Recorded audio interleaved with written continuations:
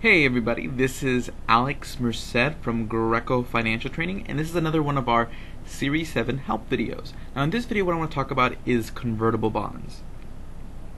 Now convertible bonds are bonds that will convert into common stock. So this is at the discretion of the owner. So if you own the bond, at any point in time you could put in an order to convert the bond, and then in a few days you'll have that bond that you have will no longer exist, and instead you'll have a bunch of common stock.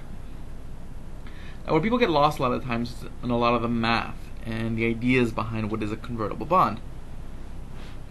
For example, one question that they ask is, what is the conversion ratio? Now, to understand what the conversion ratio is, it's basically one simple thing. It's how many shares do you get when you convert the bond. So if I were to convert the bond, how many shares would I have?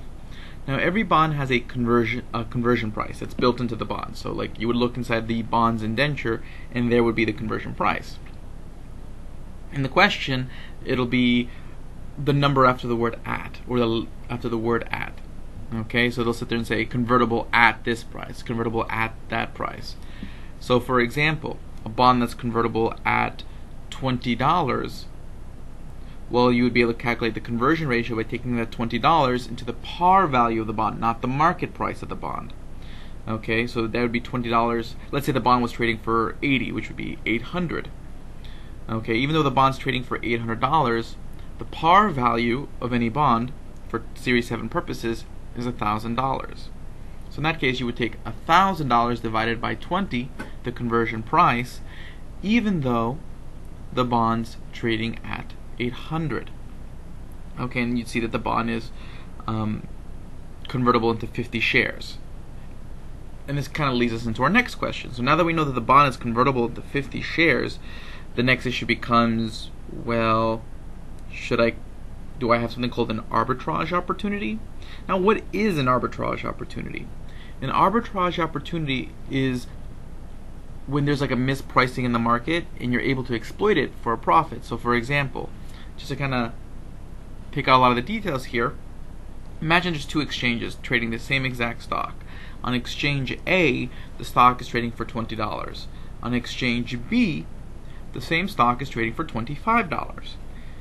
So I could currently arbitrage this difference in prices of the same thing. Because what I could do is I can go to exchange A, buy the stock for $20, then I go to exchange B and sell it for $25. And technically I'm making money like right away. That's pretty awesome. Now the problem is, every time I buy stock from exchange A, the price goes up, and every time I sell it in exchange B, the price goes down.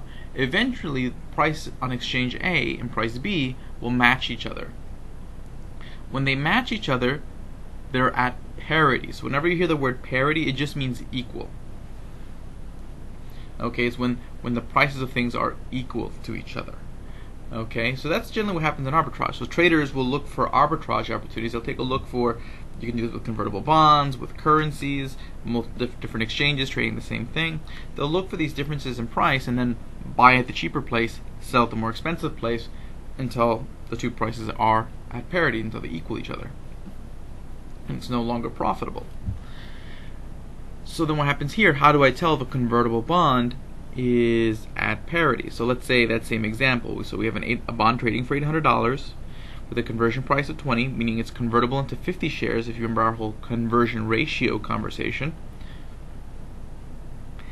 And basically we'll say that the common stock is now trading for $19 a share. So that I could actually go buy the stock in the market for $19 a share. So I could either buy the bond, turn it into 50 shares, or I could just go out into the market and buy it for 19. The question is, which is cheaper? Well, what we might want to do is find the stock parity price. That's the price that the stock should be trading at if it were equal to the bond. Let's think about that for a second. Well, if I were to buy the bond right now in the market for $800 and it can turn into 50 shares, well, technically $800 over 50 shares, that'd be $16 a share. So technically, if the stock in the market were trading at parity with the bond, it would be trading for $16 a share. Okay, and the stock is actually trading for 19, so it's more expensive in the market. So in that case, the bond, I'm paying a lot less per share.